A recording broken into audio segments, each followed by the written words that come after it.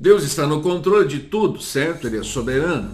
E se Deus quisesse trazer ou permitir que o PT voltasse ao poder, ao governo da nossa nação brasileira? Não pode falar em nome de Deus. Para que um propósito pudesse ser cumprido. Não pode falar em nome de Deus. Você consegue aceitar isso de alguma maneira no seu coração? O sangue de Jesus tem poder, tem poder, tem poder. Eu vou trazer aqui uma reflexão polêmica, que talvez pode mexer com o coração de alguns crentes. Eu tenho dado uma lida aqui em um livro muito bom, chama-se Cartas à Igreja, de Francis Chan, um pastor americano. E ele já visitou muitos países, inclusive países comunistas, onde existe perseguição ao evangelho e assim por diante.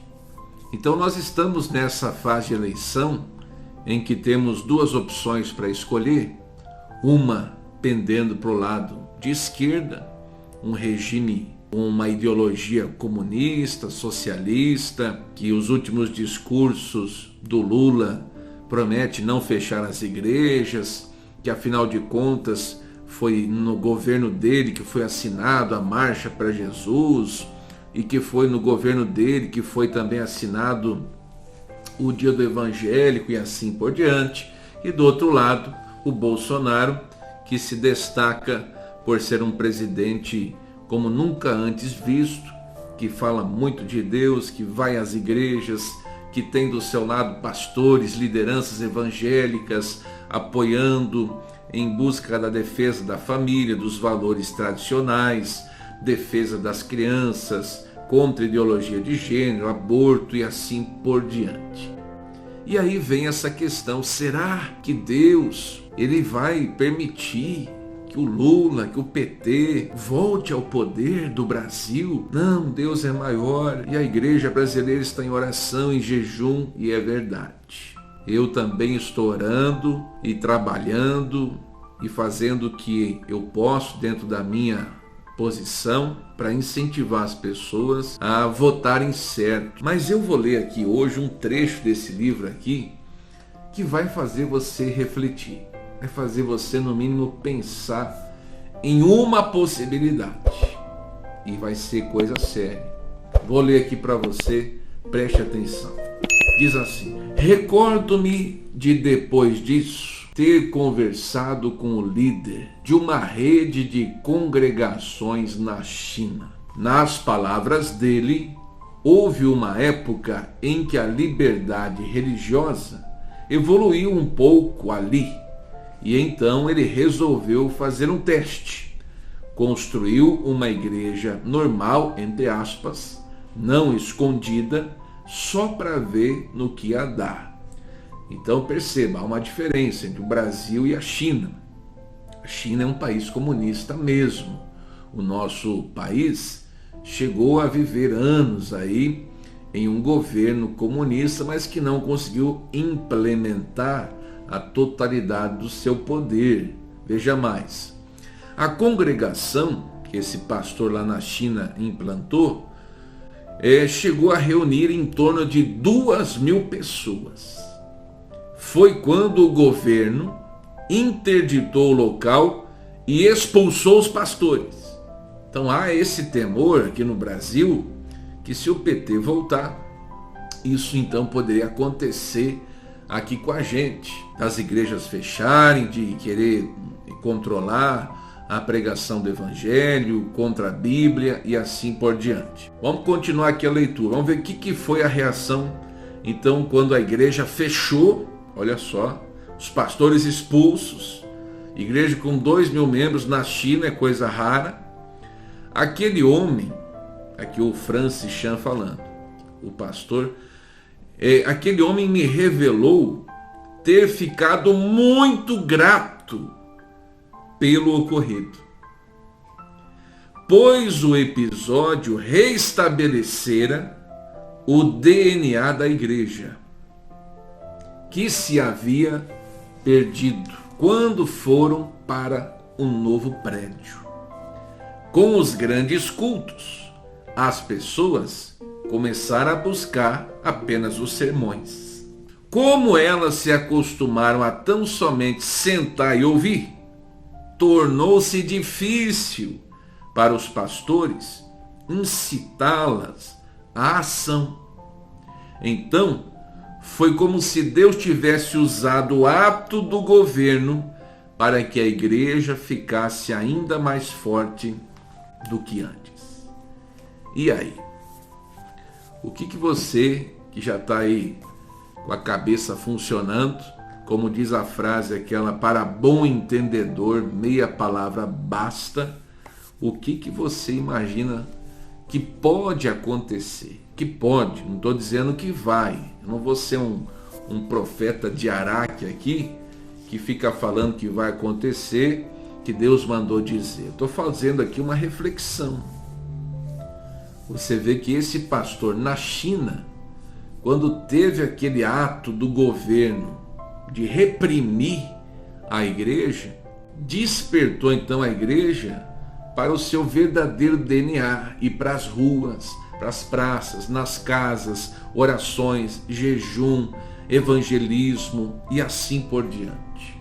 Então isso fez com que crescesse a igreja e não diminuísse. Você concorda comigo que a igreja brasileira é uma igreja morna, de modo geral? Dizem que entre católicos e evangélicos no Brasil teria 85% da população. Mas você não consegue ver um avivamento real na nossa nação ainda. Muitos cristãos vão ao domingo nas igrejas, se assentam nos bancos e depois voltam para suas casas para ficar em frente às suas televisões, trabalham a semana inteira numa vida descompromissada com o evangelismo, e um ou outro que tem que às vezes fazer por 2, por 3, por 4, por 5 ou por 10. Eu não quero me precipitar nas palavras, mas eu fiquei pensativo quando eu li isso daqui. Será que para o nosso país, ele poder se colocar, a igreja brasileira se despertar de fato e verdade, nós não teremos que ser primeiro um pouco perseguidos? Porque no Brasil é tudo muito fácil para a igreja, tudo muito fácil. Se for comparar o Brasil com outros países perseguidos, no Brasil não há perseguição nenhuma, não há perseguição. Então, se essa questão do PT voltar ao poder acontecer de fato e verdade, vai ser por permissão de Deus. Nós não queremos. A igreja brasileira, na maior parte, está com Bolsonaro para manter os cultos, manter o progresso, a prosperidade, a economia, as ideologias malignas de gênero, contra os valores da família, continuarem e assim por diante. Nós vamos fazer a nossa parte. Mas é preciso estar aberto para o querer de Deus, que é soberano. E Deus entende tudo. Ele sabe o que é preciso acontecer melhor do que nós mesmos. Romanos 8:28 fala: sabemos que todas as coisas contribuem juntamente para o bem daqueles que amam a Deus, daqueles que são chamados por seu decreto. Então, se o Lula ganhar, vai contribuir para o bem de quem ama a Deus. Se o Bolsonaro ganhar, que é o que nós queremos, vai contribuir para o bem daqueles que amam a Deus. Se você olhar a história da igreja, foi nas perseguições que a igreja cresceu. Se você puder pegar na sua casa a Bíblia e ver em Atos dos Apóstolos, capítulo 8, onde estava lá o Saulo ainda, no versículo 3, assolando a igreja, entrando pelas casas e arrastando homens e mulheres e os encerrando na prisão. Mas no versículo 4 diz: os que andavam dispersos iam por toda parte anunciando a palavra.